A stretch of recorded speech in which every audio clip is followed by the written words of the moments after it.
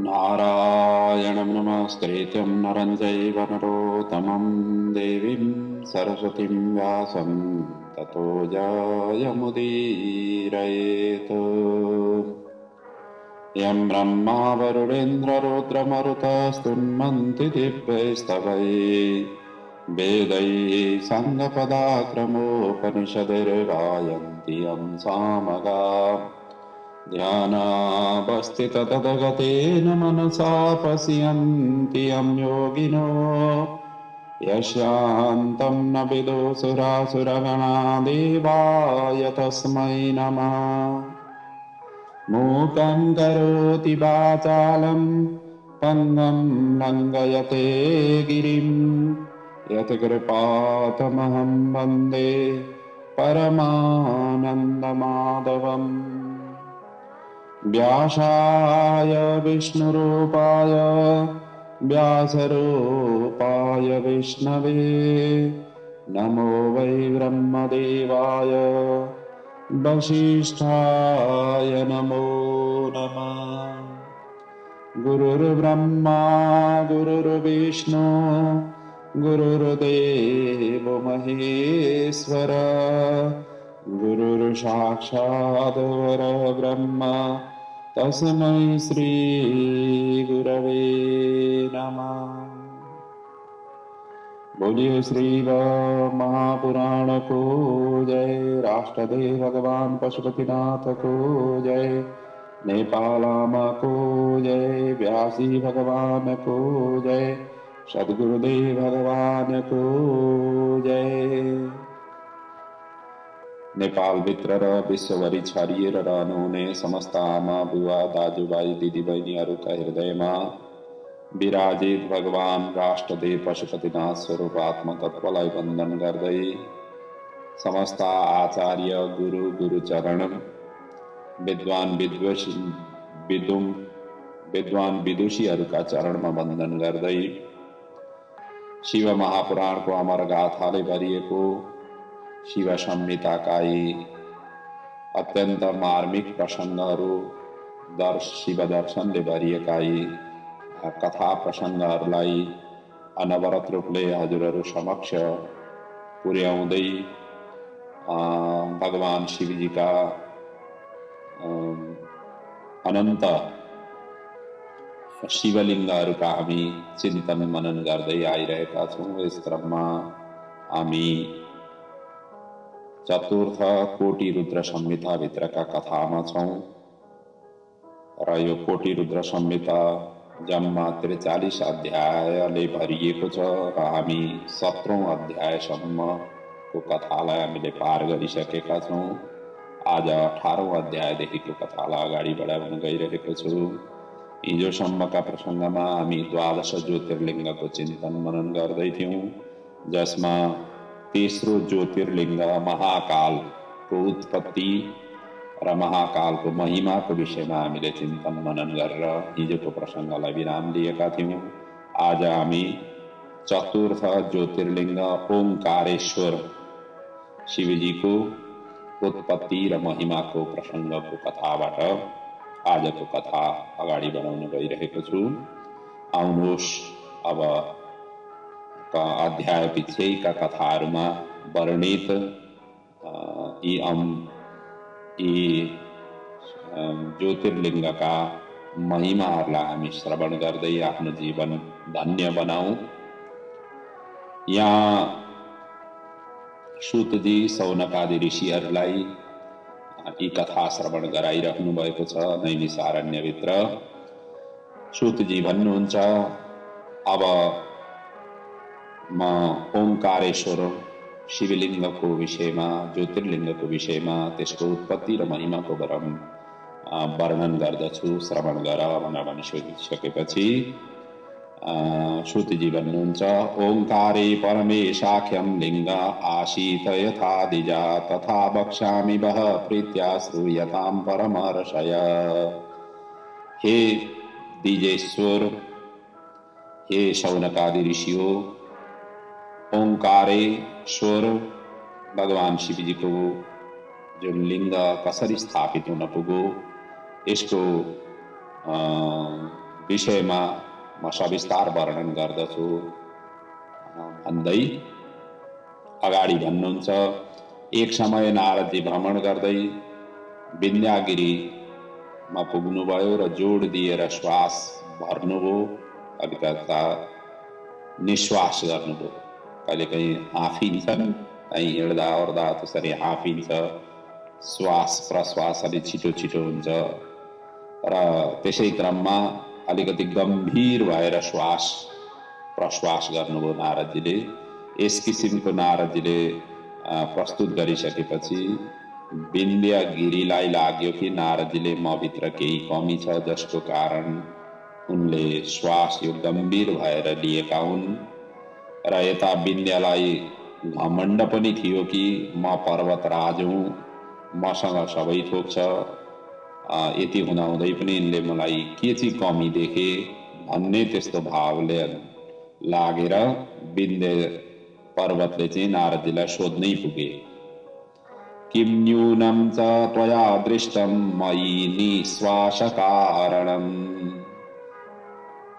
हे नारदजी, हे देवर्षि, तपाईं त सबै कुरो जान्नुहुन्छ, म भित्र के कमजोरी देख्नुभयो र यसरी तपाईले गम्भीर भएर श्वास लिनुभयो भनेर यसरी सोधिसकेपछि नारदजी भन्नुहुन्छ, तिमीसँग सबै थोक छ, तिमी धन्य छौ, तिमी महान छौ, तर तिमी भन्दा पनि सुमेरु पर्वत झनै श्रेष्ठ छन्, उनी अग्ला पनि छन् र उनको भाग देवतामा पनि पर्दछ, तिम्रो भने पर्दैन।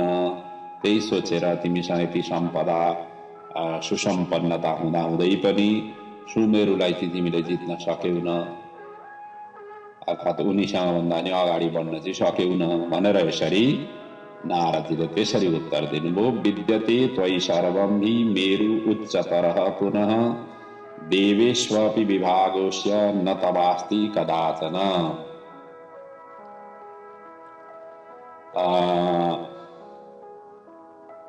यहाँ त्यसरी भन्दै जाँदा भन्नुहुन्छ, विद्यते त्वयि सर्वं हि, तिमीसँग सबै चिज हुँदाहुँदै पनि सुमेरु पर्वत भन्दा ठुलो चाहिँ तिमी हुन सक्यौन, अर्थात् ऊभन्दा तिमी सानै छौ भनेर यसरी भनिसकेपछि नारदजी त अब थाहा छँदैछ नि, आगो लगाउन पनि जान्नुहुन्छ, निभाउन पनि जान्नुहुन्छ। हामी चाहिँ आगो मात्रै लगाउँछौँ, निभाउन जान्दैनौँ। मनुष्य र देवर्षिहरूमा त्यही नै फरक छ। मनुष्य चाहिँ आगो लगाउन एकदम तत्पर भएर लाग्दछन्, निभाउन जान्दैनन्। निभाउन जान्नेले मात्रै आगो सल्काउनु पर्छ। नारदजीले यहाँ आगो लगाइदिए र लगाइदिएर निक्लिए। अब साधु सन्तहरूले आगो लगाउनु पनि कल्याणकै कारक हुन्छ। साधु सन्त गुरुजन त्यस्ता विशिष्ट प्रकारका व्यक्तिहरूले कहीँ कतै आफ्ना कमी कमजोरीहरूलाई औँल्याइदिए भने पनि त्यो सही मार्गका लागि नै हुन्छ। नारदजीले त्यही नै यहाँ गर्नुभयो। त्यस पछाडि नारदजी त निस्किनुभयो। विन्ध्यले आफ्नो जीवनलाई धिक्कार्दै अत्यन्त दुखी भए। त्यसपछि शिवजी जो संसारका एकमात्र स्वामी हुन्, उनकै शरणापन्न हुन पुगे। आराधना गर्ने उनले निर्णय गरे र ओंकारेश्वर लिङ्गको समीप गएर पार्थिव लिङ्गको स्थापना गरे र निरन्तर पूजा अर्चना ध्यान जप यो साधनालाई निरन्तरता दिन थाले र यो क्रम विन्ध्यगिरीको 6 महिनासम्म चलि नै रह्यो। आराध्य च तदा शम्भु षाड्मासं स निरन्तरम। 6 महिनासम्म चाहिँ निरन्तर रूपले उनले यसरी गरे। त्यस पछाडि भगवान शिवजी प्रसन्न हुनुभयो, प्रकट हुनुभयो। विन्ध्यगिरीलाई सामान्य देखिसकेपछि, विन्ध्यगिरीले पनि सामान्य देखिसकेपछि वरदान माग्नका लागि शिवजीले प्रेरणा गर्नुभयो। त्यस पछाडि त विन्ध्यले पहिले त शिवजीको पूजा अर्चना स्तुति वन्दना गरे अनि यही निवास गर्न उनले अनुरोध गरे। अर्थात् तपाईँ यहीँ बसिदिनुभयो भनेदेखि मेरो सबै वरदान मलाई जति बेला चाहिन्छ, जे चाहिन्छ त्यतिले म माग्न पनि सजिलो हुन्छ। फेरि बार बार मैले यसरी तपस्या आराधना गरिराख्नै पर्दैन। तपाईँ ढुक्क निर्ढुक्क भएर यहीँ बसिदिनुहोस् अनि जति बेला जे चाहिन्छ त्यति बेलै तपाईँसँग सहायता लिन्छु भन्ने भावना राखेर यहीँ बसिदिनुहोस् भनेर यसरी अनुरोध गरे। त्यही नै मेरा लागि वरदान भने पनि भयो, आशीर्वाद भने पनि भयो भनेर यसरी मागिसकेपछि विन्ध्यको अनुरोधलाई स्वीकार गर्दै शिवजी दुई रूपमा, एउटा त ओंकार, ओंकार भनेको प्रणवलाई भन्छ, प्रणवको पनि अब दुईटा अर्थ छ, यही शिव पुराणले व्याख्या गरेको छ। पहिलो विद्येश्वर संहितामा जहाँ कहीँ पनि यसका वर्णन छन्, अगाडि पनि आउँछन्।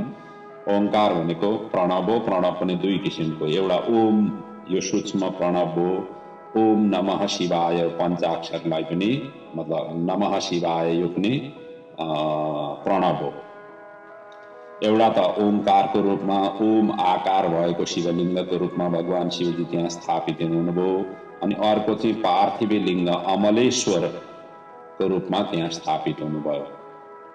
त्यसरी दुईटा भागमा त्यहाँ शिवजीको शिवलिङ्ग त्यसरी स्थापित भयो। जुन शिव पार्थिव शिवलिङ्गलाई स्थापना गरेर विन्ध्यले प्रार्थना गरेर त्यसरी आराधना गरेका थिए, त्यसमा पार्थिव लिङ्गमै शिवजी समाहित हुनुभयो। अर्को ओंकारेश्वरलाई स्थापना गरेर उनले गरेका थिए, त्यसमा पनि शिवजी स्थापित हुनुभयो। यसरी यो चाहिँ दुई भागमा दुईटा स्वरूपमा त्यहाँ स्थापित हुन पुगे। र विन्ध्यले जुन पार्थिव लिङ्गको स्थापना गरेको थियो त्यो नि अमलेश्वर नामले प्रसिद्ध हुन पुग्यो भनेदेखि ओंकार स्वरूप शिवजी प्रणव रूपमा प्रकट भए, जुन यी दुवै लिङ्ग चतुर्थ ज्योतिर्लिङ्गको रूपमा आज पनि विद्यमान र प्रख्यात छन् त्यस क्षेत्रमा। र यी दुईटैको पूजा अर्चना गर्दा पुण्यदायी मानिएका छन्। यी दुईटै स्वरूप नै चतुर्थ शिवलिङ्गका रूपमा स्थापित छन्, त्यही मान्यता शास्त्रले पनि प्रदान गरेको छ र शिव पुराणले पनि त्यही भन्छ। यहाँ ओंकारम चैव यल्लिङ्गम एकम तच्चदिदागतम प्रणवे चैव ओंकारम नामाश्रित्य सदाशिव पार्थिवे चैव यज्जातम तदासीत् परमेश्वर भक्ताभीष्टप्रदौ चोभौ भुक्ति मुक्ति प्रदौ द्विजः।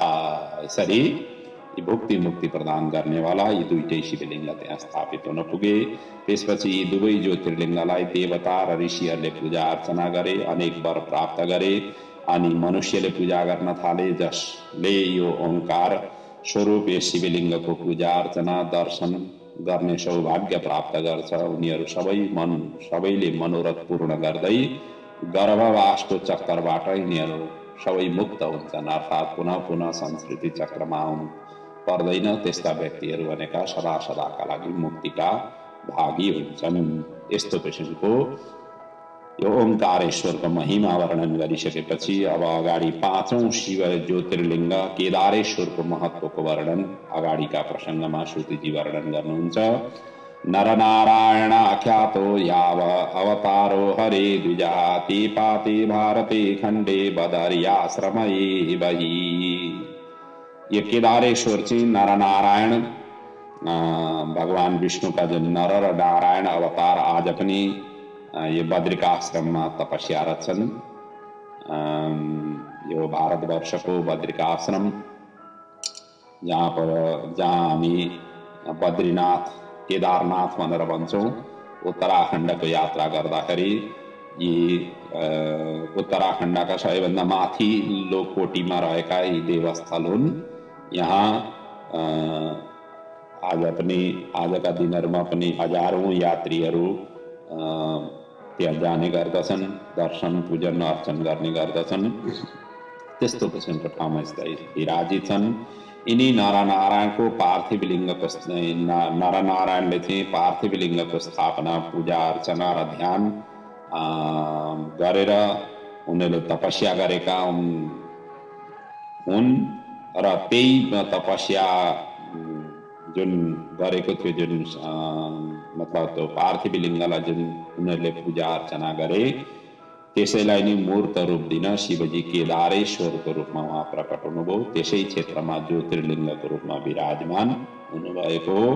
त्यही बेलादेखि नै केदारेश्वरको पूजा अर्चना देव ऋषि मनु मानव यी सबैले गर्दै र आइरहेका हुन्।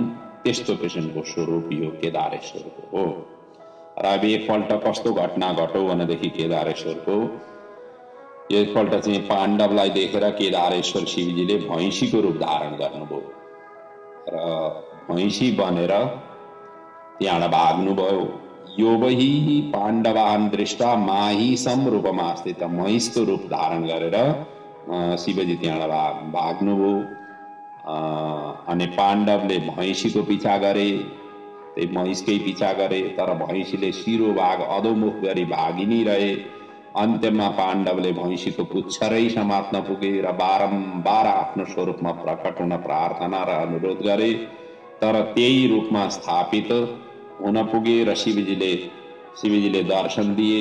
उता भैँसीको शिरो भाग चाहिँ त्यो अब अधोमुख भएर भागिरहेको हुँदाखेरि त्यो चाहिँ छुटेर त्यो अधो भाग चाहिँ गएर कहाँ पुग्यो भनेदेखि नेपालमा पशुपतिको रूपमा प्रकट हुनु पुग्यो र जसका 5वटा मुखमण्डल छन्। पशुपतिनाथको जुन शिवलिङ्ग हो त्यो शिवलिङ्ग चाहिँ यही भैँसीकै रूपबाट शिवजीले भैँसीको रूप धारण गरेर अधोमुख लगाएर त्यसरी भाग्दाखेरि अब यता पुच्छरबाट पाण्डवहरूले पक्रिसकेपछि त्यो छुट हो भनौँ न, त्यो शिरो भाग चाहिँ उहाँ गयो। अनि यता त्यो जुन शरीरको जुन भाग थियो, भैँसीको जुन आकारको भाग थियो, त्यो चाहिँ त्यही केदारेश्वरमै स्थापित हुन पुग्यो। तद्रूपेण स्थितस्तत्र भक्त वत्सल नाम भाग नयपाले शिरो भागे गतस्तद्रूपतः स्थितः। अर्थात् नयपालमा गएर शिरो भाग चाहिँ उहाँ गएर स्थापित हुनुभयो। त्यसैले केदारेश्वर लिङ्ग भैँसीको शरीर भाग हो। आज पनि गएर केदारेश्वरको दर्शन गर्नु भनेदेखि त्यो केदारेश्वरको जुन शिवलिङ्ग छ, त्यो शिवलिङ्ग चाहिँ एउटा भैँसीको जुन शरीर हुन्छ नि, त्यो शरीरको आकारको त्यो केदारेश्वरको शिवलिङ्ग छ। अनि त्यसैको पूजा अर्चना सेवा आराधना हुन्छ आज पनि। जुन मेन केदारेश्वर मन्दिरमा यदि पुग्ने सौभाग्य प्राप्त गर्नुभएको छ भने या पछि भविष्यमा जहिले गए पनि त्यस्तो किसिमको स्वरूपको छ। र पशुपतिनाथ चाहिँ मुखमण्डलयुक्त शिरोभाग हो। पशुपतिनाथमा चाहिँ शिरोभाग मात्रै छ, अब त्यो अन्य भाग छैन। त्यो पनि पञ्चमुखी 5वटा मुख भएको। र केदारेश्वरको त्यसै पनि भनिएको छ नि, केदारेश्वरको दर्शन गरेपछि पशुपतिनाथको पनि दर्शन गर्नुपर्दछ, नत्र भने फल प्राप्ति अपूर्ण मानिन्छ। दुवैको दर्शनले मात्र पूर्ण मानिन्छ। यो केदारेश्वर बद्रिकाश्रम खण्डका स्वामी हुन्। यिनको पूजा अर्चनाले गर्दा मनोवाञ्छित फल प्राप्त भई सबै खाले दुःखबाट निवृत्ति र पुनः गर्भवास हुनु पर्दैन। सुन्ने र सुनाउने दुवैको पनि कल्याण हुन्छ आदि यसको महिमाको वर्णन छ। सर्वकाम प्रदः शम्भु केदाराख्यो न संशय श्रुत्वा पापम हरे सर्वम नात्र कार्य विचारणा भनेर यसरी यस केदारेश्वरको महिमाको अन्तिममा यसरी वर्णन गरिएको छ। अब यस पछाडिका अध्यायहरूमा भीमशङ्कर जुन ज्योतिर्लिङ्ग हो, षष्ठम ज्योतिर्लिङ्ग, यसको उत्पत्ति र महात्म्यको वर्णन अगाडि श्रुतिजी गर्नुहुन्छ। भीमशङ्कर ये कसरी उत्पन्न भए, यिनको महिमाको वर्णन छ। श्रुतिजी भन्नुहुन्छ अतः परम प्रवक्ष्यामि महात्म्यं भीमशङ्करं यस्य श्रवणमात्रेण सर्वाभीष्टं लभेत् नरः। अब भीमशङ्कर ज्योतिर्लिङ्गको बारेमा म वर्णन गर्दछु, जसको श्रवण गर्नाले सबै प्रकारका अभिष्ट, सबै प्रकारका कामनाहरू प्राप्ति हुन्छ भनेर यसरी भनिएको छ। भगवान शङ्करको यो अवतार कामरूप देशको सुदक्षिण राजा र प्रजाको रक्षाका लागि भीम नामको राक्षसलाई वध गरी शान्ति स्थापना गर्दाखेरि भएको हो। भीम नामकको राक्षसलाई वध गर्नका लागि भगवान शिवजी प्रकट हुनुभएको थियो। त्यसैले यस शिवलिङ्गको नाम भीमशङ्कर भनेर यहाँ उल्लेखित, मतलब ज्योतिर्लिङ्गको त्यही नामको नामाकरण हुन पुग्यो। अब यो घटना कसरी घट्यो भनेदेखि पूर्व कालमा एउटा महापराक्रमी भीम नामको राक्षस कुम्भकर्णको वीर्यबाट कर्कटीको गर्भबाट जन्मेको थियो।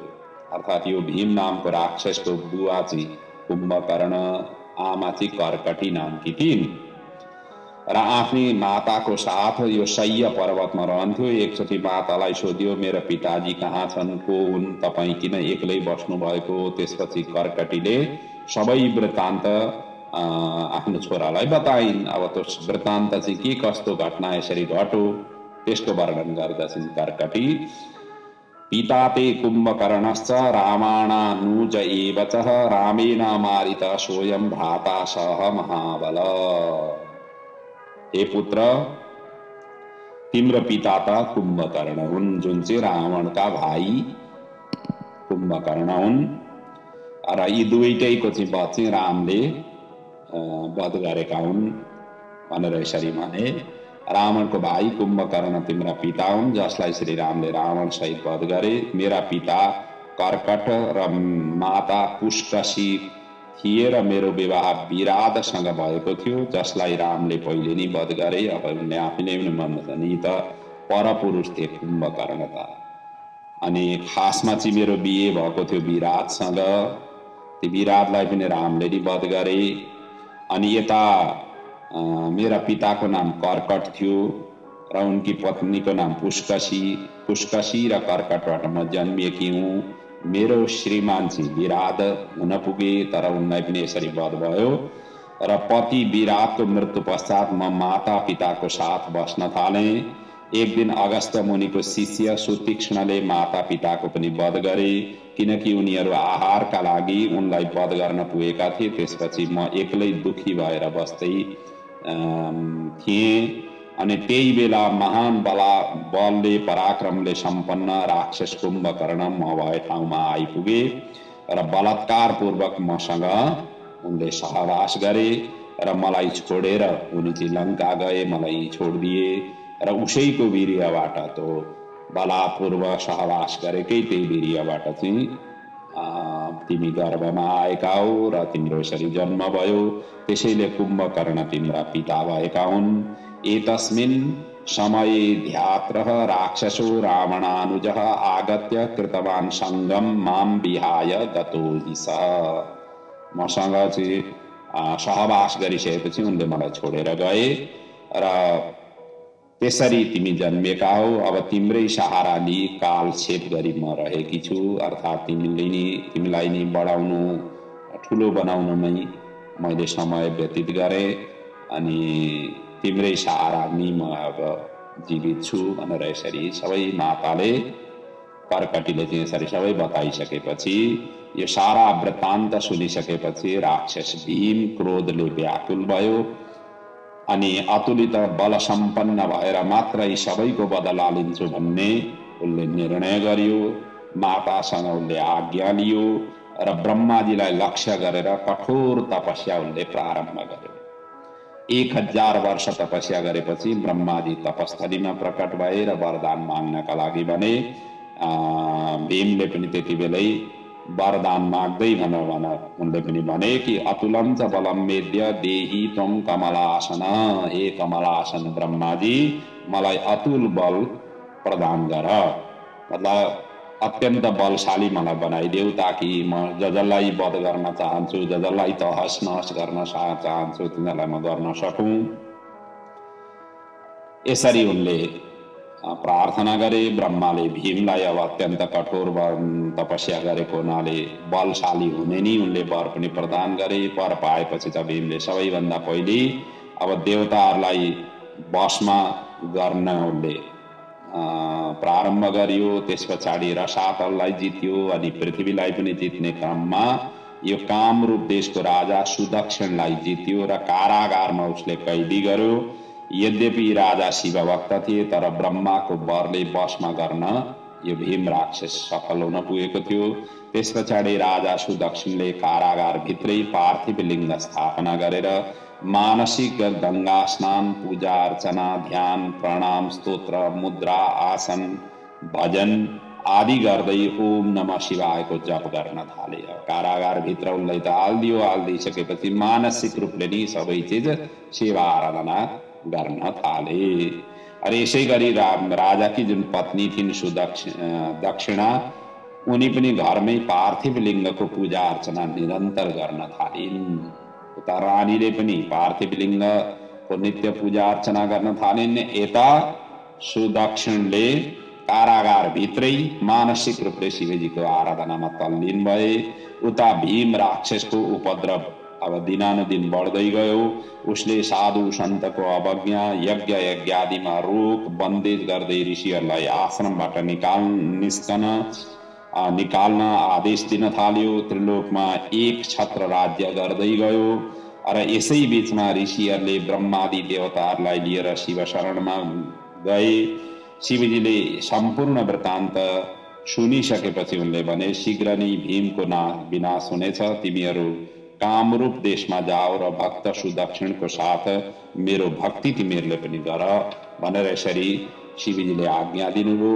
उता भीमका गुप्तचरले आएर भने तपाईँको वध गर्न राजा सुदक्षिण कारागारभित्र अनौठो विधि निरन्तर गर्दै आइरहेका छन्। जबदेखि उनलाई कारागारमा राखिएको छ तैलेदेखि नै उनले यस्ता किसिमका विचित्र प्रकारका कार्यहरू गर्दै आइरहेका छन्।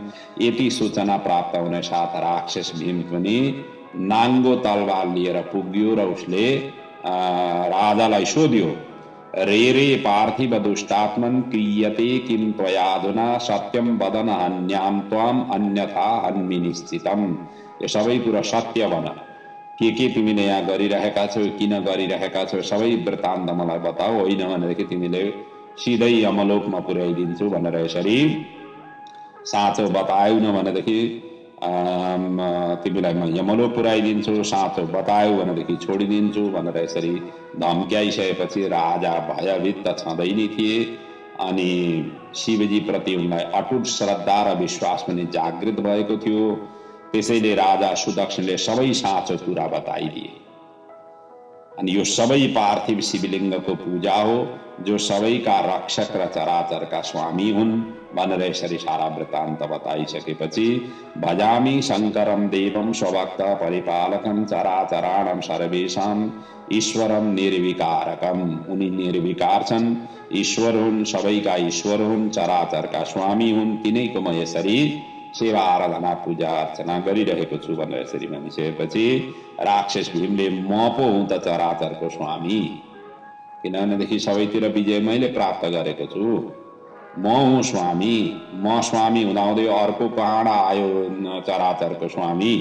अहिले त मैले त स्वर्गमा पनि देवताहरूलाई नि बस गरेको छु र सातालमा पाताल लोकलाई पनि बसमा गरेको छु, पृथ्वी लोकलाई पनि मैले बसमा गरेको छु, म हुँ सर्वै सर्वा भनेर यसरी उसले ढाडस दिँदै भन्यो। यो अर्को कहाँबाट आयो यस्तो सोचेर आफ्ना पिता तथा माता माथि भएका सबै घटनाहरूलाई उसले त्यति बेलै स्मरण गरियो।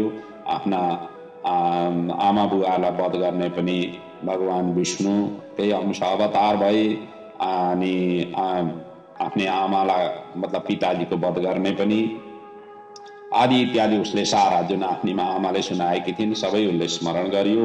अनि तलवारले पार्थिव लिङ्गलाई नै टुक्र्याउन त्यति बेलै झुम्टियो। पार्थिव लिङ्ग पनि त्यहाँ उनले त्यतिकै बनाएर गरिरहेका थिए। अनि त्यही पार्थिव लिङ्गलाई नि स्थापना त पार्थिव लिङ्गको थियो, तर मानसिक रूपले उनले पूजा अर्चना गर्दथे र त्यसलाई नै टुक्र्याउनका लागि, त्यसलाई नै छत बिछत गर्नका लागि झम्टियो। र त्यसै बेला त्यही पार्थिव लिङ्गबाट भयङ्कर भीमाकार रूपमा भगवान शिवजी प्रकट हुनुभयो। तावच पार्थिवा तस्मा विरारासित स्वयं हर, आविरासित स्वयं हर। ती भगवान हरची त्यही पार्थिवेश्वर शिवलिङ्गबाट प्रकट हुनुभयो। अनि त्यस पछाडि त परस्पर युद्ध भयो। अन्त्यमा भीमेश्वर शिवजीले हुङ्कार गरेर नि तुरुन्तै भस्मसात गरी सेना सहित भीम राक्षसलाई भस्मसात गरे। त्रिलोकमा त्यस पछाडि शान्ति छायो। त्यस पछाडि देव ऋषि राजा सुदक्षिणले प्रार्थना गरेर त्यही रहनका लागि अनुरोध गरे। शिवजीले पनि भक्तको भावनालाई सम्मान गर्दै त्यही ज्योतिर्लिङ्गको रूपमा स्थायी निवास गर्न सहमति हुनुभयो, अर्थात् त्यसैमा स्थापित हुनुभयो।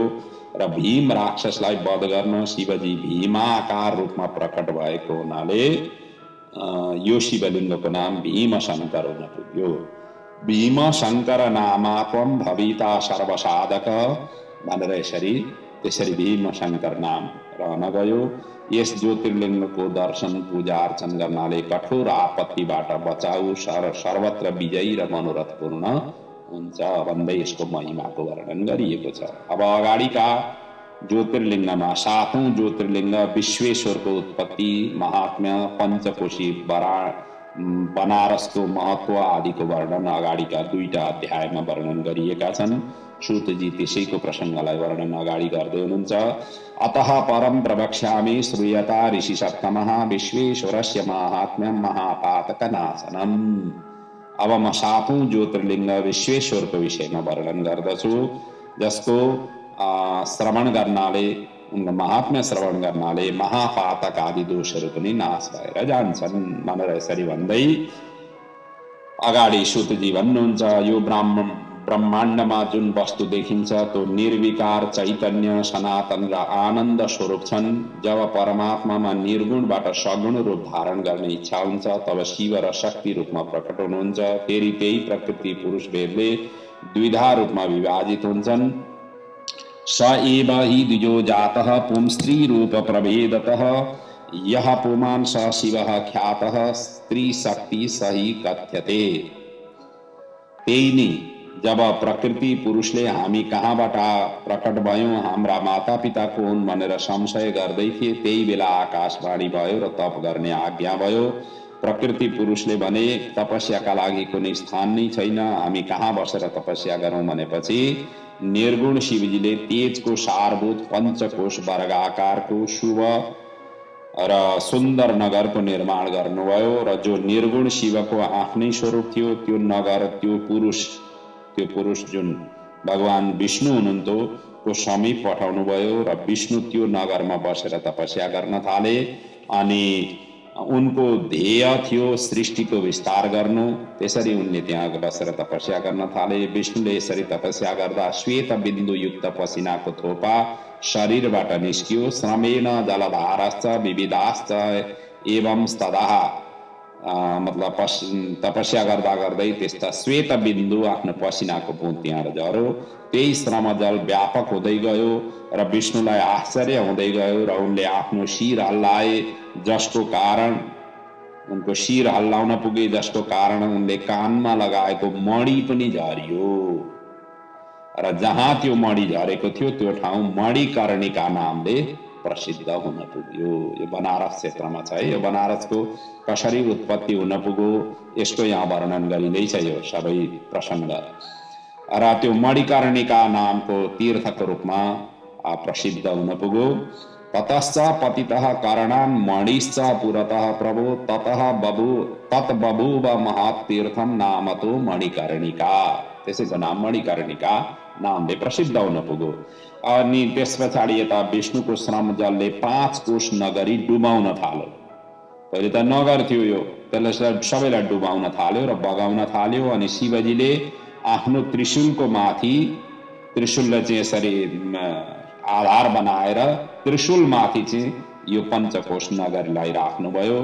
त्यस पछाडि प्रकृतिको साथमा त्यही जलमा विष्णुले शयन गर्नुभयो र विष्णुको नाभिबाट कमल उत्पन्न भयो। त्यही कमलमा ब्रह्माजी प्रकट भए। शिवाज्ञा पाएर ब्रह्माजीले सृष्टि विस्तार गरे, जो 14 भुवन र 50 करोड योजनको विस्तारमा वर्णित छ। जो ब्रह्माजीको सृष्टि विस्तारको हामीले पछाडिका प्रसङ्गमा श्रवण गरिसकेका छौं। त्यस्तो किसिमको ब्रह्माजीले यहाँ सृष्टि विस्तार गर्नुभयो। 14 मिताः लोका ब्रह्माण्डे यत्र निर्मिता योजनानां च 50 कोटि संख्या प्रमाणतः। त्यसैको यहाँ वर्णन यसरी गरियो। त्यस पछाडि शिवजीले ब्रह्माण्डभित्र कर्मबन्धन युक्त प्राणीले मलाई कसरी प्राप्त गर्नेछन् भन्ने सोचेर यो पञ्चकोशको नगरलाई अलग गरिदिए र यसलाई काशी मुक्ति क्षेत्र, अभिमुक्त क्षेत्र नामले भन्न थालियो। यो शिवजीको अत्यन्त प्रिय नगरी, सधैँ बस्ने नगरी भयो र यही शिवजीको ज्योतिर्लिङ्ग अभिमुक्तेश्वरलाई नि काशी विश्वनाथको मन्दिरको रूपमा, काशी विश्वनाथ ज्योतिर्लिङ्गको रूपमा पूजिन्छ, स्मरण गरिन्छ, आराधना गरिन्छ, उपासना गरिन्छ र त्यसलाई अभिमुक्त शिवलिङ्ग भने पनि काशी विश्वनाथ भने पनि त्यो दुईटैको नाम एउटै हो। त्यसैले यहाँ भनिएको छ, अभिमुक्तम स्वयं लिङ्गम स्थापितम परमात्मनः न कदाचित् त्वया त्याज्य इदं क्षेत्र ममांशकम। यो अभिमुक्त क्षेत्र मतलब काशीलाई चाहिँ, बनारसलाई चाहिँ अभिमुक्त क्षेत्र पनि भनियो। यहाँ त्यस पछाडि शिवजीले आफ्नो त्रिशूलबाट काशीलाई उतारेर मर्त्यलोकमा स्थापना गराइदिनु भयो। जो ब्रह्माण्डको प्रलय हुँदा पनि यसको नाश हुँदैन। अनि प्रलय कालको समयमा काशी क्षेत्रलाई आफ्नो त्रिशूलमा धारण गरी स्थिर गराउनुहुन्छ र ब्रह्माजीको सृष्टि विस्तार हुँदा फेरि यसलाई त्यसै गरी पूर्ववत स्थापित भगवान शिवजी गर्नुहुन्छ। ब्रह्मणाश्च दिने शाही न विनश्यति निश्चितम। अतः ब्रह्मा जी को दिन, ब्रह्मा जी को समय काल, ब्रह्मा जी को आयु पूर्ण भइसकेपछि पनि यो चाहिँ नाश हुँदैन, अर्थात् यो क्षेत्र चाहिँ नाश हुँदैन। कर्म बन्धनलाई आकर्षण गर्नाले यस क्षेत्रको नाम काशी भएको। काशी किन भएको भनेदेखि कर्म बन्धनलाई आकर्षण गराएर अर्थात् कर्म बन्धनबाट मुक्त गराउने। हामी संस्कृति चक्रको जुन कर्म बन्धन छ, जुन वासनामय शरीर हामीले धारण गरेका छौँ र वासना जनित जति पनि व्यवहारहरू हामीहरू गर्दछौँ, यी सबै वासनाबाट मुक्त गराउने भएको हुनाले यसको नाम काशी हो। यो कर्षणात् मतलब कर्म बन्धन रूपी जुन वासनायुक्त जुन स्वरूप छ त्यसलाई आकर्षण गरेर अर्थात् त्यसलाई खिचेर मुक्ति दिने हुने हुनाले यसको नाम काशी हो। त्यसैले भनिएको छ कर्मणः कर्षणश्चैव काशीति परिपठ्यते। कर्महरूलाई चाहिँ कर्षण मतलब खिच्ने भएको हुनाले, कर्म बन्धनलाई चाहिँ खिच्ने भएको हुनाले यसको नाम काशी रहन गएको हो। यो क्षेत्रमा अभिमुक्तेश्वर जुन विश्वनाथ सदा स्थिर रहेर विश्वको कल्याण र पापहरूको प्रक्षालन गरी सबै भक्तहरूलाई मुक्ति प्रदान गर्दै आइरहेका छन्, गर्दै रहनेछन् कल्पान्त पर्यन्त। यस्तो किसिमको यो दिव्य स्वरूप हो। अब काशीको महात्म्य यतिमा मात्रै छैन, अगाडि पनि काशीका महात्म्य एकदम बृहत्तर ढङ्गले व्याख्या गरिएको छ। शिवपुराणमा केही त्यसको प्रसङ्गको यहाँ वर्णन गरिएको छ। काशी यस्तो दिव्य क्षेत्र हो। हामी अब अलिकति काशीको महात्म्य पनि श्रवण गरौँ। समय अनुकूल भयो भनेदेखि काशीको हामी यात्रा कतिपयले त गरिसक्नु भएको छ, कतिपयले गर्ने तर्खरमा हुनुहुन्छ र काशीमा गइसकेपछि कुन कुन देवी देवस्थानहरूमा जानु उचित हुन्छ, कहाँ कहाँ के स्वरूपहरू छन्, ती आदि इत्यादिका यहाँ अलिकति शिवपुराणले वर्णन गरेको छ। त्यसलाई हामीले पनि चिन्तन मनन गरौँ। यो काशी यस्तो दिव्य क्षेत्र हो जहाँ मृत्यु हुँदा सायुज्यता मुक्ति हुन्छ। यहाँ जसको अन्यत्र सद्गति हुँदैन काशीमा प्राप्त, त्यस्तो व्यक्तिले काशीमा मुक्ति प्राप्त गर्दछन्। येषां क्वापि गतिर्नास्ति तेषां वाराणसी पुरी। कसैको बाहिर काशीदेखि बाहिर जसको मुक्ति सम्भव छैन त्यस्तो व्यक्तिले शरीर काशी क्षेत्रमा गएर पूर्ण मतलब काशीमा गएर शरीर छोड्यो भनेदेखि त्यसको मुक्ति हुन्छ। यो 5 कोषको क्षेत्र करोडौं ब्रह्म हत्यादि पापलाई नाश गर्ने क्षेत्र हो। ब्रह्मादि देवता पनि यस क्षेत्रको विशेष प्रशंसा गर्दछन्। अमरण प्राप्त देवता पनि यो क्षेत्रमा मरणको इच्छा गर्दछन्। शिवको नित्यवास यो क्षेत्रमा हुन्छ। शिवजीको यो राजधानी हो। काशीको महात्म्य स्वयं शिव पार्वतीले यसरी वर्णन गर्नुभएको छ। यो वाराणसी क्षेत्र गुप्त क्षेत्र हो, सबै प्राणीको मोक्ष स्थल पनि हो। यहाँ अनेक लिङ्ग स्थापित छन् जहाँ नित्य मुमुक्षुजन उपासना गर्दछन्। यहाँ मृत्यु हुनु नै मोक्ष हुनु। काशी क्षेत्रमा मृत्यु हुनु भनेको मुक्ति हुनु। त्यसैले भनिएको छ सर्वे वर्णा आश्रमाश्च बाल यौवन वार्धकाः अस्यां पुर्यां मृताश्चेत स्युर्मुक्ता एव न संशय। चाहे जुनसुकै वर्णको होस् र जुनसुकै आश्रमको होस्, जुनसुकै अवस्थाको होस्, बालक होस्, यौवन होस्, वृद्ध होस्, कसैले पनि यो क्षेत्रमा आएर मृत्यु प्राप्त हो भनेदेखि तिनीहरूको मृत्यु होइन मुक्ति हुने। यो पवित्र अपवित्र कन्या, विवाहित अविवाहित, विधवा, बन्द्या र रजोदोषयुक्त प्रसव कालमा मृत्यु भएकी, संस्कारहीन लगायत सबै खाले स्त्री यो पञ्चकोशको क्षेत्रमा मृत्यु हुँदा यी सबैले मोक्ष प्राप्त गर्दछ। अर्थात् कोही पनि बाँकी रहँदैनन्।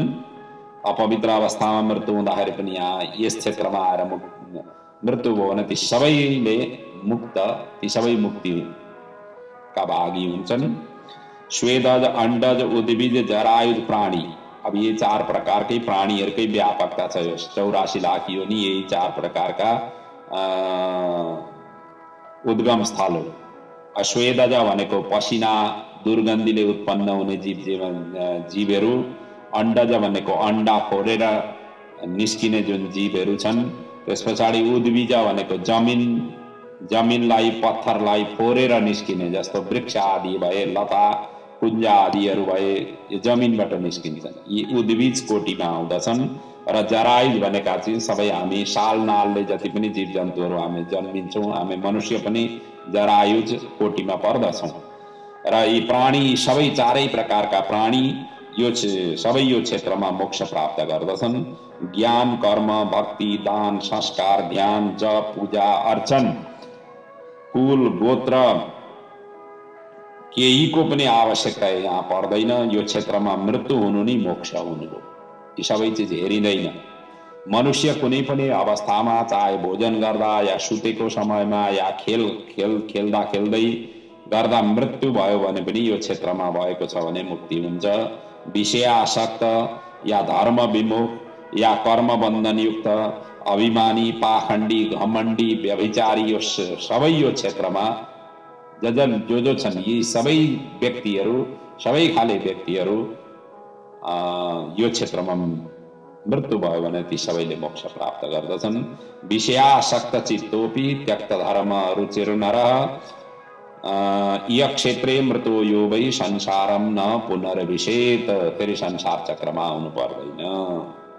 त्यसै पनि कर्म 3 प्रकारको वर्णन गरिएको छ। एउटा पूर्व सञ्चित, अर्को प्रारब्ध, अर्को क्रियामान। पूर्व सञ्चित उसलाई भनिन्छ जो पूर्व जन्ममा गरेको कर्मलाई पूर्व सञ्चित कर्म भनिन्छ। अनि अर्को प्रारब्ध, शरीरले फल रूपमा भोगिरहेको जुन अहिलेको शरीर हो, त्यसले फल रूपमा जो भोग गरिरहेको छ, उपभोग गरिरहेको छ, यसलाई प्रारब्ध कर्म भनिन्छ। र क्रियामान, यो जन्ममा जुन जुन शुभ अशुभ कर्म हामी गरिरहेका छौँ त्यसलाई क्रियामान कर्म भनिन्छ। यी 3 प्रकारको कर्म बन्धन युक्त यो क्षेत्रमा मृत्यु हुँदा मोक्ष प्राप्त गर्दछन्। त्यसै गरी काशीमा आएर गंगा स्नान गर्न साथ सबै पाप नष्ट हुन्छन्। पूर्व जन्ममा काशीको दर्शन गरेकाले मात्र यो जन्ममा काशीमा मृत्यु पाउँछन्। जहाँ भए पनि काशी काशी काशी भनेर यो शब्दको उच्चारण गरेर मृत्यु भएमा पनि त्यस्ता व्यक्तिले पनि जन्म लिनु चाहिँ पर्दैन।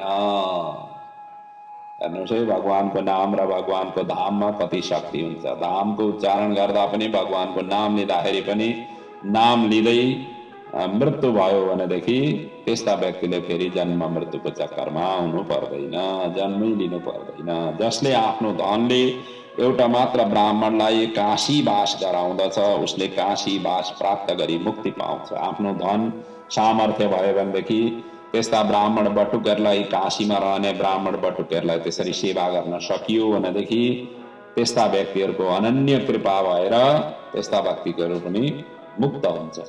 त्यसैले साधु सन्त ब्राह्मण देवालय आदि त्यस्ता क्षेत्रहरूमा आफूले सकेसम्म सेवा आराधना पूजा उपासना गर्दै जानुपर्दछ। आफूले सकेको कमाएको धनलाई त्यसरी सदुपयोग गर्दै जानुपर्दछ।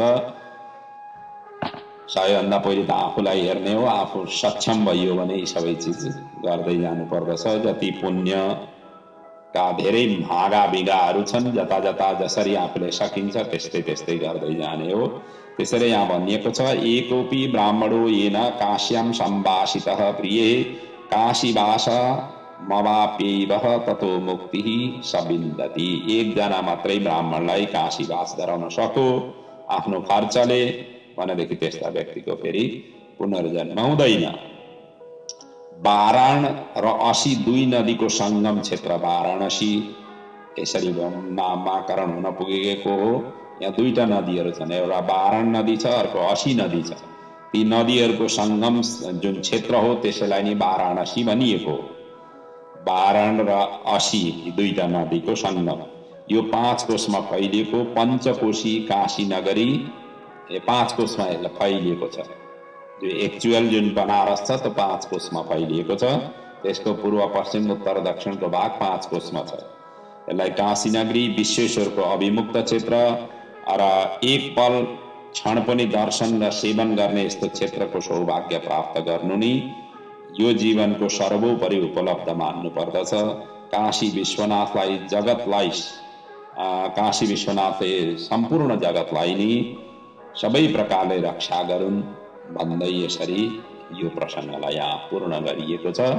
अब यस पछाडि अष्टम ज्योतिर्लिङ्ग त्र्यम्बकेश्वरको उत्पत्तिको महात्म्यको यहाँ वर्णन गरिएको छ। त्र्यम्बकेश्वर शिवलिङ्गको उत्पत्ति कसरी हुन पुग्यो, अब यो उत्पत्ति गर्ने भनेका गौतम ऋषि हुन्। अब उनको उपकारको यहाँ प्रसङ्गको वर्णन छ। गौ हत्याको आरोप र प्रायश्चित गर्दा शिवजी त्यहाँ प्रकट हुनुभएको हो। त्र्यम्बक नामले स्थायी निवास र गङ्गा गौमती नामले त्यहाँ प्रकट हुन पुगेको।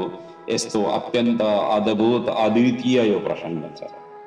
आउनुहोस् अब यस प्रसङ्गको हामी चिन्तन मनन गरौँ। सूतजी अगाडि वर्णन गर्नुहुन्छ। अतः परम प्रवक्ष्यामि महात्म्यं त्र्यम्बकस्य च यश्रुता सर्वपापेभ्यो मुच्यते मानवः क्षणात्। अब त्र्यम्बकेश्वर महात्म्यको म वर्णन गर्दछु, जसको सुन्नाले सबै पापबाट मुक्त भएर व्यक्ति साहित्यता मुक्ति हुने प्राप्त हुन्छ। अब यो यसको वर्णनमा चाहिँ यहाँ सूतजी भन्नुहुन्छ, प्राचीन कालमा गौतम ऋषि जो महान तपस्वी थिए, इनकी पत्नी अहिल्या थिइन्। दक्षिण भारतको ब्रह्मगिरी पर्वतमा यिनले 10,000 वर्ष पर्यन्त तपस्या गरे। यसै बीचमा भयानक अनावृष्टि 100 वर्ष पर्यन्त भयो। सर्वत्र सुख, अब अनावृष्टि भइसकेपछि के हुन्छ, सबै बन्जर भयो। जब सबैतिर सुखै सुखा भयो, एक वर्ष त पानी परेन भनेदेखि मान्छेलाई त्राही हुन्छ, सबै वातावरण नै कस्तो हुन्छ। अब 100 वर्षसम्म पानी नपर्दा कस्तो भयो होला। जमिन माटो नभएर सबै माटो त ढुङ्गो भयो, सबै ढुङ्गोमा परिणत भयो। किनभनेदेखि अब त्यस्तो किसिमका सबै रुख बिरुवाहरू सबै सुके, प्राणीहरू सबै मृत्युको मुखमा पुगे अनि बन्जर हुन पुग्यो। कहीँ जल थल नभएका प्राणीले अकालमै मृत्यु भयो। यो विषम परिस्थितिलाई मध्यनजर गर्दै गौतम ऋषिले वरुण देवलाई लक्ष्य गरेर 6 महिनासम्म प्राणायाम विधिले तपस्या गरे। गौतमोपि स्वयं तत्र वरुणार्थे तपः शुभम चकार चैव षड्मासम प्राणायाम परायण। वरुण देवनी जलका देव हुन्, जल दिने भनेकै वरुण देवले हुन्। उनैले रक्षा गरेर प्राणायाम विधिले यिनले, प्राणायाम चाहिँ मूलाधारदेखि आदि आज्ञा चक्रसम्म प्राणलाई निरोध गरेर त्यसरी गरिने यो विधि हो। अब यी प्रक्रियाहरू, यी योगासनका योग आसन आदिका जुन प्रक्रियाहरू छन्, त्यो पतञ्जलि ऋषिले जुन उहाँले जुन मतलब यस क्षेत्रमा जुन उनले साधना र तपस्या गरेर हामीलाई जुन ज्ञान दिनुभएको छ, त्यसको ज्ञानलाई आधार गरेर अनि त्यसै पनि योग त भनिन्छ गुरुबाटै सिक्नुपर्छ अरे। हुन त सबै चिज गुरुबाटै सिक्नुपर्ने हो, तर विशेष रूपले यस्ता प्राणायाम आदिका जुन विधि छन्, श्वास प्रश्वासलाई आरोह र अवरोह गर्ने जुन जति पनि विधिहरू छन्, ती प्रक्रियाहरूलाई चाहिँ हामीले गुरुबाटै सिक्नु पर्दछ, आफैले सिक्ने कोसिस गर्नु हुँदैन भनेर भनिएको छ। अरे यसरी 6 महिनासम्म उनले गौतम मुनिले यसरी तपस्या गरे। वरुण देव त्यस पछाडि प्रसन्न हुन पुगे र प्रकट भए र वर माग्नका लागि उनले अनुरोध गरे। गौतम मुनिले जलवृष्टिको याचना गरे। त्यति बेला वरुणले अर्को वर माग्न भने, किनकि देवताहरूको आज्ञा उल्लङ्घन गरेर म कसरी वर्षा गरौँ, देवताहरू नि नाराज छन्, त्यसैले म यो दिन सक्दिनँ। अब त्यसो भनिसकेपछि गौतमजीले फेरि भन्नुभयो, तपाईँ जलको स्वामी हुनुहुन्छ र यदि वर दिनु नै यहाँ आउनु भएको हो, या मेरो तपस्याले नै प्रसन्न भएर आउनु भएको हो भनेदेखि दिनुहोस्, त्यही जल नै चाहिएको छ, जल नै दिनुहोस् र यसैको अहिले जरुरत छ भनेर यसरी गौतम मुनिले भनिसकेपछि वरुणले भन्छन्, हे महर्षि, त्यसो हो भनेदेखि एउटा खाल्डो गड्डा खन, म त्यसैमा अक्षय दिव्य जलले भरिदिन्छु र यो तिम्रो नामले तीर्थरूप जल हुनेछ। साथै यो क्षेत्रमा गरिएको दान जप तप देव पितृ पूजन आदि पनि अक्षय हुनेछ भनेर यसरी उनले उपाय बताए। अक्षयम च जलम तेस्तु तीर्थभूते भूतम महामुनिः तब नामना च विख्यातम छितावेत भविष्यति भनेर यसरी उनले उपाय बताइसकेपछि गौतमजीले त्यसै गरे। वरुणदेवले अक्षय जलले भरिदिए र विदा भई वरुणदेव स्वर आफ्नो लोकमा गए। महर्षि गौतम पनि त्यस पछाडि अत्यन्त प्रसन्न हुन पुगे। अकाल र अनावृष्टिको समयमा त्यही जलको सहाराले ऋषि मुनि मनुष्य प्राणी शिष्य सबैको संरक्षण र सम्वर्धन गर्दै उपकार गर्न थाले। र गौतम मुनिको प्रशंसा अब यस पछाडि बिस्तारै बिस्तारै व्यापक हुँदै गयो, प्रताप सबैतिर फैलिँदै गयो। सबै त्यस क्षेत्रमा आएर बस्न पनि थाले, सबै आनन्दित भए। गौतम मुनि पनि नित्य नैमित्तिक कर्म सुचारू रूपले गर्न थाले। ततश्च गौतमस्तत्र जलम प्राप्य सुदुर्लभम नित्य नैमित्तिकम कर्म चकार विधिवत तथा। त्यसरी उनले पनि नित्य निरन्तर यसरी कर्म गर्दै गए। नित्य हवनका लागि हवनीय पदार्थ निवार जौ आदि रोपिनी मतलब त्यस्तो फसलहरू लगाइयो। पुष्प फल आदि पनि त्यसका वृक्षहरू पनि लगाइयो। गौतम मुनिको आश्रम यसरी लगाउँदै जाँदाखेरि यी सबै प्रकारको सुविधाले अत्यन्त पवित्र स्निग्ध प्राकृतिक वनस्पतिले भरिभराउ हुन पुग्यो। जो कोही यस क्षेत्रमा एकपल्ट प्रवेश गरेपछि निस्किन मनै लाग्दैन थियो। दिनानुदिन गौतमजीको यस्तो किसिमको दिव्य प्रताप दिव्य आनन्दमय छटाले गर्दा दिनानुदिन उनको यश कीर्ति र प्रताप फैलिँदै गयो र यो फैलिँदै जाने क्रममा टाढा टाढासम्म पनि कीर्ति फैलिन पुग्यो। यसरी फैलिँदै गइसकेपछि अब कोही अगाडि बढिरहेको छ भने पछाडिबाट खुट्टा तान्ने फेरि हुन्छ नि। यहाँ पनि त्यही घटना घट्यो। अब कसरी यहाँ घटना घट्यो भनेदेखि कुटिल ब्राह्मणहरूले चाहिँ गौतम मुनिलाई अब गौ हत्याको साजिस यहाँ गराउँदछन्, जसले गर्दाखेरि पतन गराउन कोसिस गर्छन्। पतन पनि उनीहरूको तर्फबाट गराएरै पनि छोड्छन्। त्यसैको प्रसङ्गको यहाँ वर्णन छ। एकचोटि के हो भनेदेखि केही ब्राह्मण पत्नी जल ग्रहण गर्न त्यो जल क्षेत्रमा गए जहाँ त्यो खाल्टो खनेर वरुणदेवले जल दिएका थिए। उता गौतम मुनिका शिष्य पनि त्यही समयमा पुगे। दुवै तर्फबाट पहिली जल लिने सम्बन्धमा विवाद भयो। अन्त्यमा ब्राह्मण पत्नीले नि जल पहिले लिए, तर उनीहरूले घरमा आएर ब्राह्मणलाई ठिक उल्टो बताएर उक्साए। हामी जल लिन गएका थियौँ, गौतम मुनिका शिष्यहरू पनि त्यति नै पुगे, अनि हाम्रो भनाभन भयो, चर्का चर्की भयो, हामीलाई पहिले जल दिएन, उनीहरूले नि जल लिए आदि इत्यादि भनेर उल्टो सिधो उनीहरूले पढाए।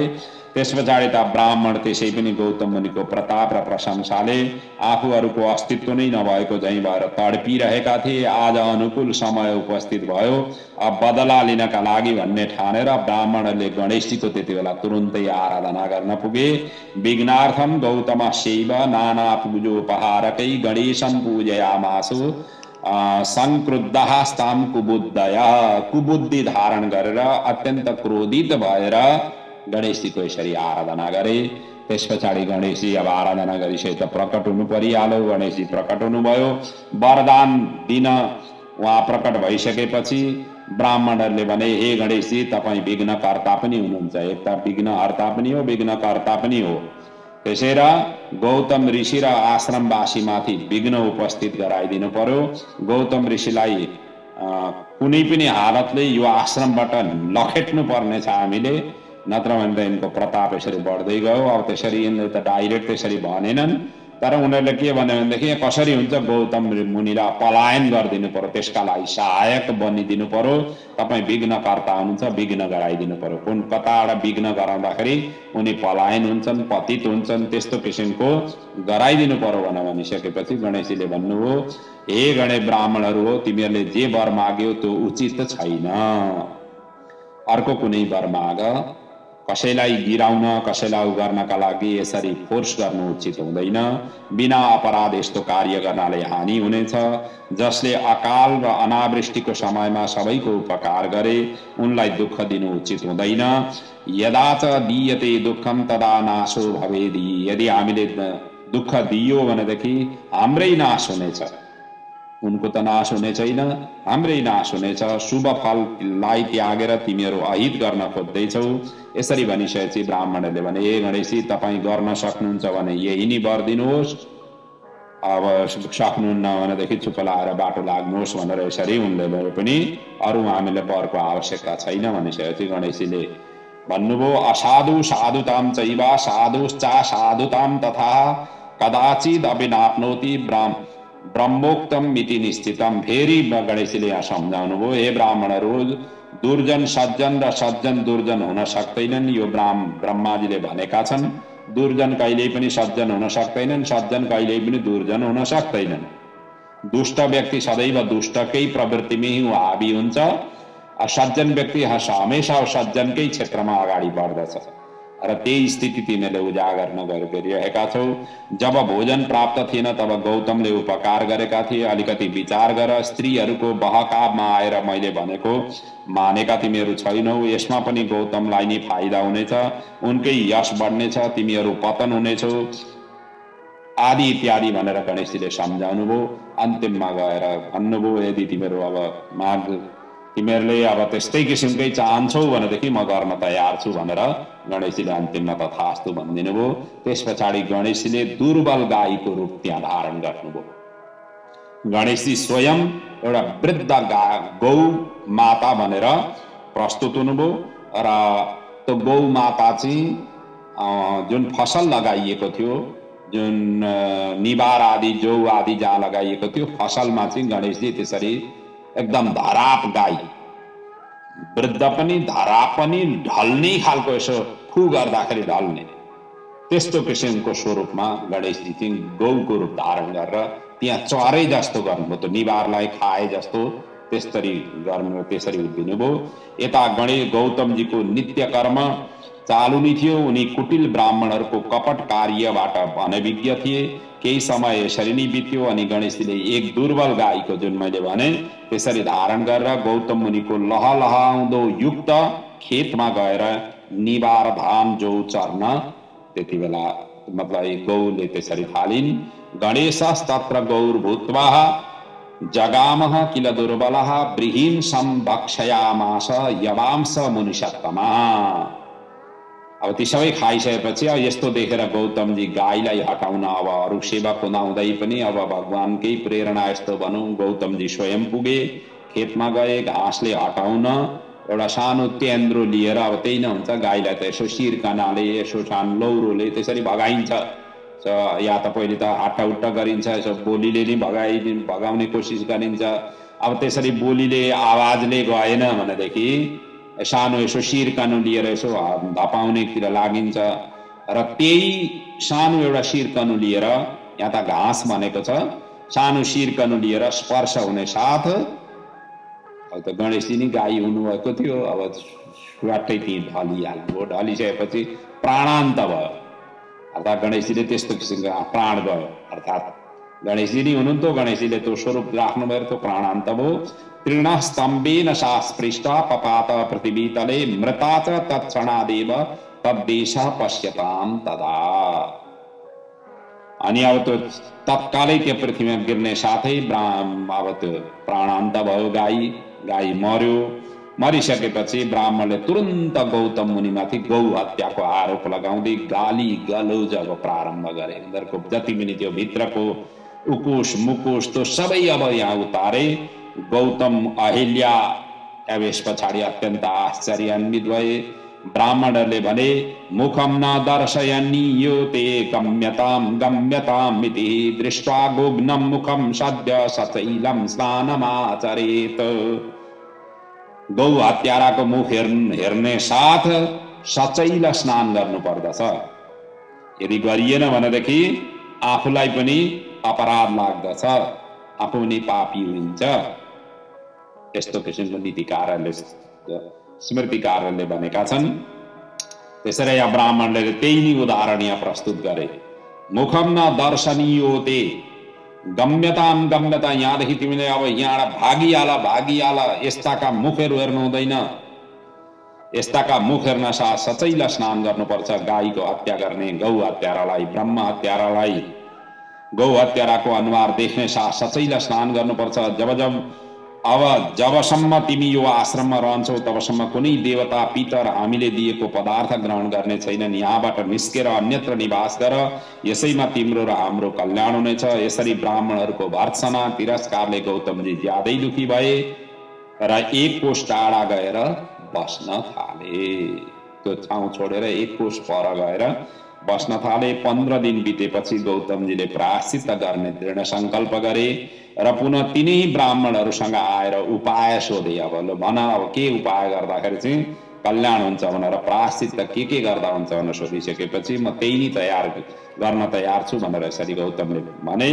यथा मदीयम पापम च गच्छत्वित निवेद्यताम, त्यही नै भन भनिसकेपछि गौतमजीद्वारा अब प्रायश्चित गर्ने निर्णय भइसकेपछि उपाय तिनै कपटी ब्राह्मणलाई सोधिसकेपछि ती कपटी ब्राह्मणहरूले भने, पहिले त ब्राह्मणहरूले बोल्नै चाहेनन्, केही भनेनन्। फेरि पुनः पुनः भक्तिपूर्वक गौतमजीले सोधेपछि, हे गौ हत्यारा अधम गौतम, पहिले प्रायश्चित गर्ने प्रतिज्ञा गर, देह शुद्धि गर, पात्र शुद्धि गर, अनि यी मध्ये कुनै एक उपाय गर, अनि मात्र तिमी शुद्ध हुनेछौ। उपाय यस्ता छन् भनेर यहाँ 3टा उपाय उनीहरूले बताए।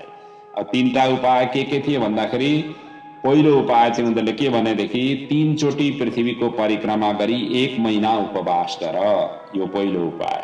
दोस्रो उपाय चाहिँ यो ब्रह्मगिरीको 100 पटक परिक्रमा गर, र तेस्रो चाहिँ यस क्षेत्रमा गंगा ल्याऊ, गंगा स्नान गर, करोड पार्थिव लिङ्ग बनाएर शिवजीको पूजा आराधना गर, र यो ब्रह्मगिरीलाई 11 पल्ट परिक्रमा गर।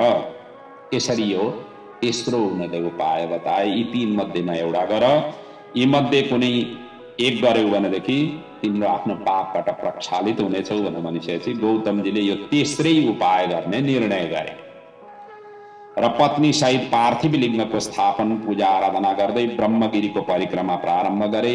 गौतम मुनिका शिष्यले पनि यस कार्यमा भाग लिए। ऋषिको तपले शिवजी प्रसन्न हुन पुगे, गण सहित शिवजी प्रकट हुन पुगे। एवं कृतम तो ऋषीणाम शास्त्रीकेन द्विजाः शिवाः आविर्बभूव शिव प्रसन्न गण सगणस्तदा। शिवजीले गौतमसँग शिवजी प्रकट भइसकेपछि गौतमसँग वरदान माग्नका लागि भने। गौतमले आफू पाप रहित हुनलाई प्रायश्चित गरेको हुनाले त्यही नै उनले वरदान मागे। निष्पापम कुरु माम देवः ब्रवीदिति स गौतम, यसरी भनिसकेपछि शिवजीले भने, हे मुने, तिमी पापिनी छौ न। यी ब्राह्मणहरूले तिम्रो यस कीर्तिलाई सहन नसकेर छल कपटको सहारा लिएर फसाएका थिए। तिम्रो दर्शन गर्ने स्वयं निष्पापी हुन्छन्। तिमी धर्मात्मा र पवित्र थियौ र छौ पनि र हौ पनि, आदि इत्यादि भनेर शिवजीले सम्झाउनु भयो। त्वदीयम दर्शना लोका निष्पापाश्च भवन्ति, तिमीलाई हेर्ने साथै सबै निष्पाप हुन्छन्।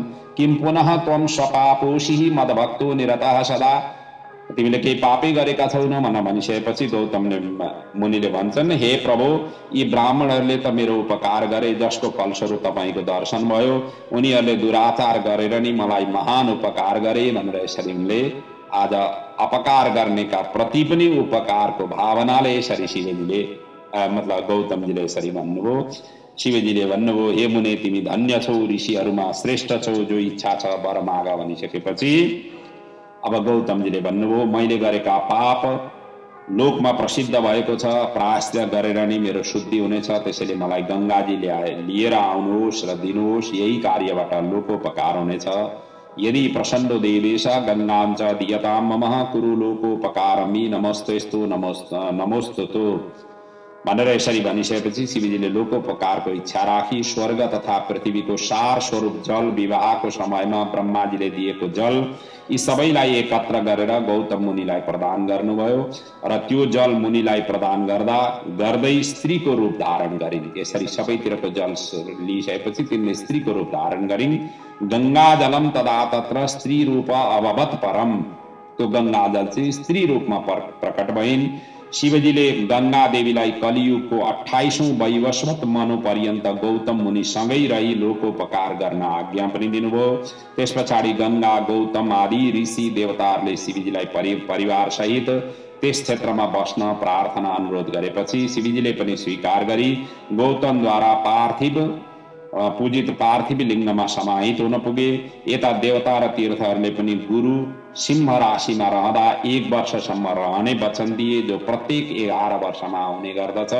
किनभनेदेखि बृहस्पति 11 वर्ष पछाडि त्यही राशिमा आउने गर्दछन्। सिंह राशो यदा स्याद्वै गुरुः सर्वः सुहृत्तमः तदा वयं च सर्वे त्वम् गमिष्यामो न संशयः। यसरी उनले देवताहरूले त्यो आश्वासन दिए। उनी गंगा गौमती नामले र शिवजी त्र्यम्बकेश्वर नामले यस क्षेत्रमा ज्योतिर्लिङ्ग भएर स्थापित हुन पुगे।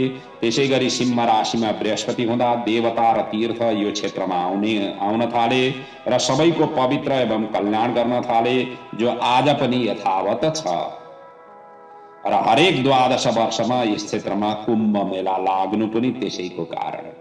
आज भारतवर्षका विभिन्न क्षेत्रमा कुम्भ मेला लाग्दछ। ती कुम्भ मेला 12 वर्षमा लाग्नुको कारण पनि यही थियो। कुन ठाउँमा 12 वर्षमा लाग्दछ, त्यसै गरी त्यो परिक्रमा गर्दै अर्को ठाउँमा 12 वर्षमा लाग्दछ। पूर्ण कुम्भ 12 वर्षमा लाग्छ, अर्ध कुम्भ भनेर 6 वर्षमा लाग्ने गर्दछ। र त्यो चाहिँ के भनेदेखि सिंह राशिमा हुँदाखेरि सबै देवताहरू आउने वचन दिएको हुनाले, त्यो क्षेत्रमा आएर बस्ने वचन दिएको हुनाले, त्यो कुम्भ जहाँ कुम्भ लाग्छ, जहाँ महाकुम्भको पर्व लाग्दैको हुन्छ, त्यहाँ सबै देवी देवताहरूको त्यति बेला वास हुन्छ। त्यसैले पनि कुम्भ मेलाको दर्शन, कुम्भ मेलामा गएर स्नान गर्नु आदि इत्यादिको विशेष महत्त्व वर्णन गरिएको छ। अब यस पछाडिको प्रसङ्गमा गंगा स्त्री कसरी गौमती गंगा भएर बग्न थालिन आदिको प्रसङ्गको वर्णन छ। र गौतम ऋषिले पछाडि श्राप दिएको पनि छ देवता मतलब ब्राह्मणहरूलाई, जो कृतज्ञ ब्राह्मणहरू थिए। त्यो हुन त यहाँ दिएको छैन, तर अन्य प्रसङ्गहरूमा त्यसरी वर्णन आएको छ। यस्ता किसिमका प्रसङ्गहरू वर्णन छन्। गौतम मुनिले के ब्राह्मणहरूलाई के श्राप दिए आदि इत्यादिका प्रसङ्गका पनि वर्णन अब यी प्रसङ्गहरूका चाहिँ हामी भोलिको प्रसङ्गमा वर्णन गर्नेछौँ। आज सकौँला भन्ने थियो, अलिकति समय अभाव भयो। अब यो प्रसङ्गलाई हामी भोलि चिन्तन मनन गरेर अगाडि बढ्नेछौँ।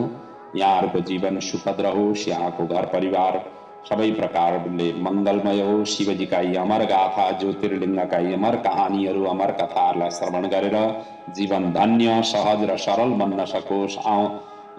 पूर्वज पिँढीहरूको भगवान शिवजीको साहिज्यता वास होस्, शिवलोकमा वास होस्। आउँदा पिँढीहरू अत्यन्त सक्षम सबल बनेर आफ्ना घर परिवारमा आउन, आफ्नो वंश र यश कीर्तिलाई फैलाउने त्यस्ता सुयोग्य सन्तानको अभिवृद्धि, वंशको त्यसरी अभिवृद्धि हुन सकोस्। सुस्वास्थ्य, दीर्घायुष्य, सबै प्रकारको आशीर्वाद शिवजीको चरण, भगवान राष्ट्रदेव पशुपतिको चरणबाट हामी सबैलाई प्राप्त होस्।